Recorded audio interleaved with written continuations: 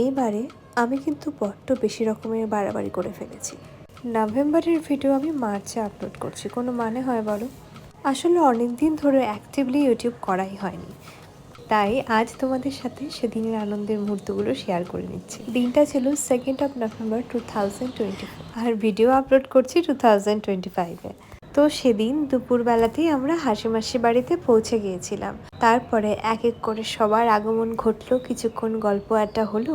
মিমিকে একটু আদর করে আমরা বেরিয়ে পড়েছিলাম সবাই মিলে ফুচকা খেতে। ফুচকা খাওয়ার পরে আমরা সবাই মিলে বাজি কিনতে গেলাম। বাড়ি ফিরে দেখলাম হাসিমাসি একা হাতেই সমস্ত আয়োজন করে ফেলেছে।